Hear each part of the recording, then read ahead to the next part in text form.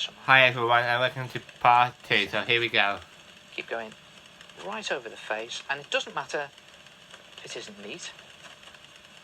And again, it doesn't matter about these tassely bits hanging over the edge, because it all adds to the mask effect.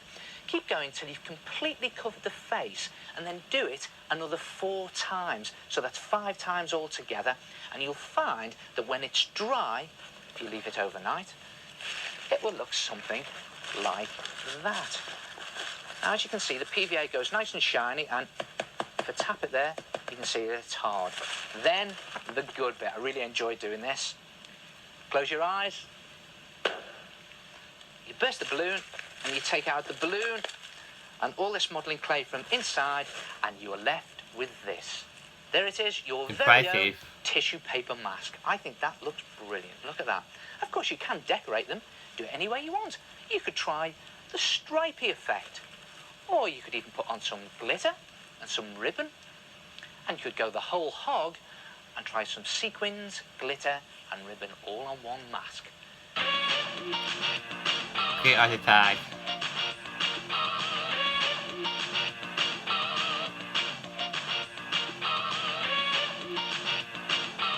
Well, look what I've discovered.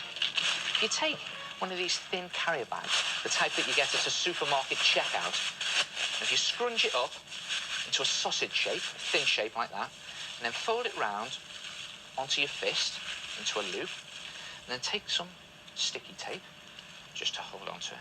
Wrap the sticky tape around. It's a bit tricky, but persevere. Doesn't matter that that bit's sticking out.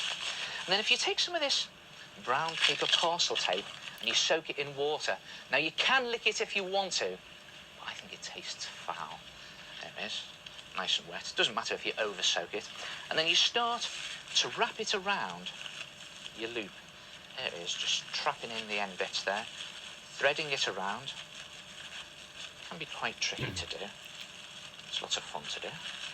Very messy as well.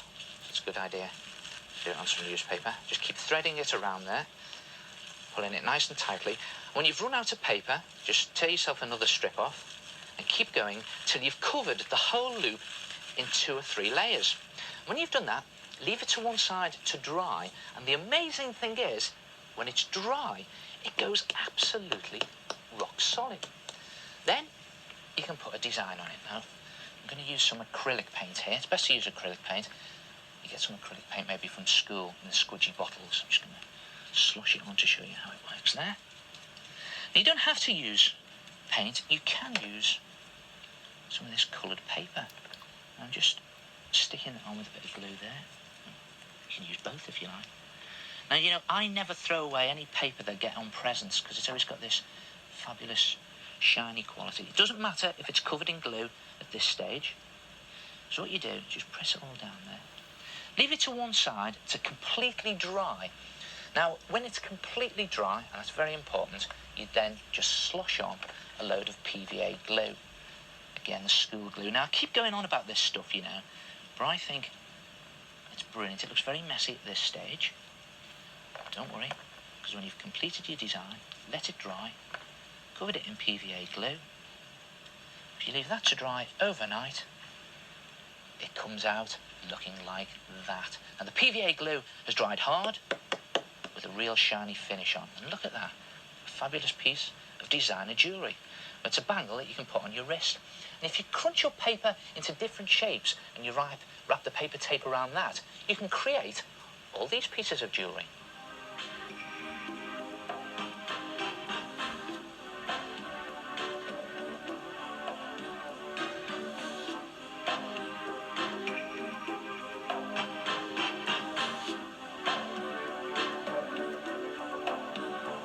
And they were all done with less than £1 worth of brown paper parcel tape that I bought from a stationery shop. And you can try other things. Get on the tag again.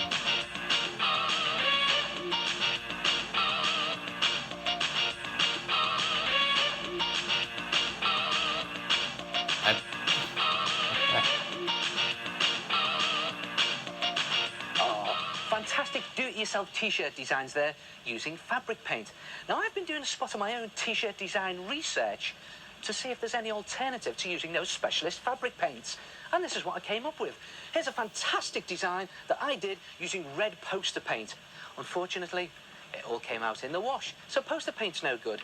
This was a little bit better, ordinary felt tip pen, but again, the problem was it faded and ran in the wash. This was much better here. I think we've Nail seen varnish it using mum's bit leftovers before. went on well and survived the wash. In that The only problem episode. with nail varnish is you can't get many different colours. Unlike acrylic paint, you can get lots of colours, goes on brilliantly and survives the wash. But obviously you don't boil wash any of these. And it was acrylic paint that I used to design my Art Attack t-shirts. And let's face it, they've had a few washes in their time. But the surprise result were these permanent markers and gold pen. And if you stick some cardboard inside the t-shirt to stretch it before you do it, it's easier to actually draw onto the cotton.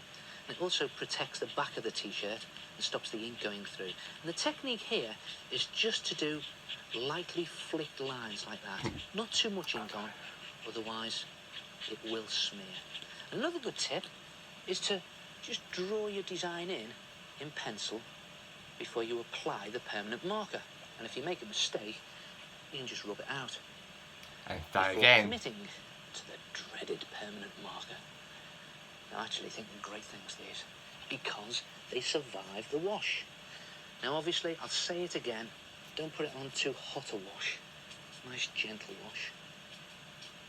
And you may find that your t-shirt will fade over time, but then it's just simply a case of going over the original lines with your pens again. And there it is. Just do a fancy bit of design up the top there. And that's it, finished. So there it is. Permanent markers and gold pen. Definitely get my thumbs up for jazzing up your old t-shirts. Do you ever feel really lazy when you know you've got to send someone a card? Do you just pop round to the corner shop and buy one?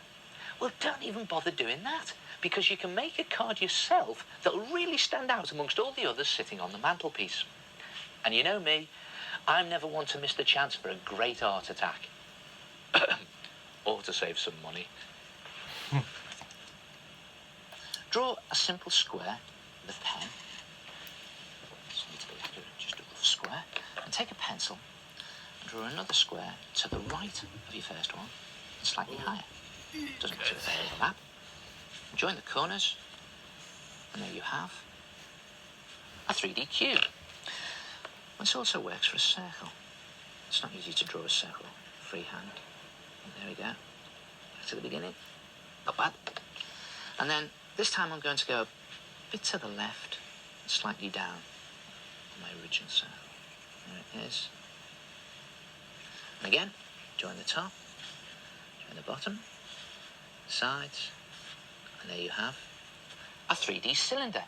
Now the truth is, this works for almost any shape, and it's a great technique to use when drawing 3D block lettering.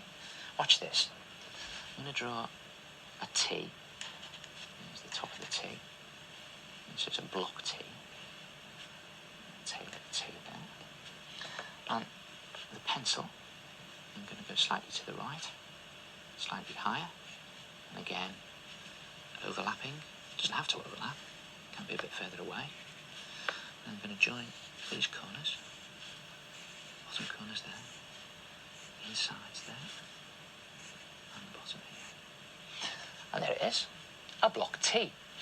Now when you've got it to this stage, you can rub out all of the pencil lines once you've actually gone over the outside lines in pen. There it is. Put the outside lines in. You don't have to rub out the lines, you can always just colour over them. And this works better if you've got a darker pen. I'm going to use this lighter orange colour just so you can see the original lines in there, to see what we've done. And for the side and the top edge, just use a different colour. Again, if you use a darker colour, it makes it look like shadow on the side of your letter. And there it is, a block letter. Of course, there is another way that you can do block lettering, using one of these. I call this my 2-in-1 pen. What I've done is I've sellotaped a pencil and a pen together. And you just draw with the both of them, making sure both tips are touching the paper at the same time. So here we go. Because it's most important that the pen touches the paper. So I'm actually drawing with the pen. The pencil is drawing itself. There it is. And go over the pencil lines with another pen. Just join up these edges. Down there, across there, on the bottom there. This edge. And you can just see the top of the T along there. So I'm join that up. There it is. And when you've done all the outside lines, just colour it in however you like. 3D lettering. It looks brilliant when you put words together for posters. And brilliant when you do it on greetings cards.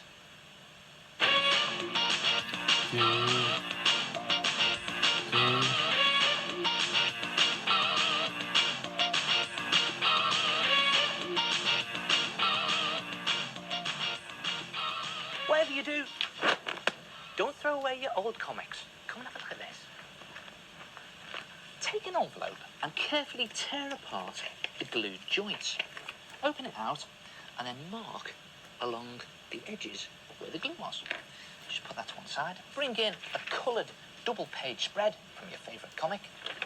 Put the envelope back on top and then just carefully use it as a pattern to draw around the edge onto your comic. It doesn't matter which side of the comic you draw on, but we'll be using the coloured side. Although you can use black and white side. In fact, you could do this on newspaper, wallpaper, any type of paper. There it is, and you have that pattern. Cut that out, and you will have something that looks like that. And fold it back again, like the original envelope, same places, on that side, and that side, and that flap there, and then mark with an X on the same lines as those glued edges in the original envelope, and then put some glue on those edges. The reason I've marked them is so we know which ones to put glue on. Fold them over, stick them down, and there you have a multicoloured comic strip envelope. Looks brilliant, doesn't it? And let's face it, if that came through your letterbox, it'd certainly give your eyeballs a shock. But I haven't finished yet. You can also make some great greetings cards to go inside the envelopes. Make a card out of thin card or thick paper and make it so it's the right size to go inside the envelope. And on the front, stick a picture from your comic, preferably a big picture so it covers almost the whole of the front of your card. And then take a piece of paper and draw on it 2 speech bubbles or balloons. Just draw them roughly because you're going to cut them out so you have a shape that looks something like that. And put a dab of glue on the back. And again, you can do it more carefully than I am. I'm just doing it quickly to show you. And just stick it on the front of your card with a speech bubble coming out of the character's mouth. And then you can take a black felt tip pen. Okay guys, I'm going to end it here, so see you guys tomorrow with part 3.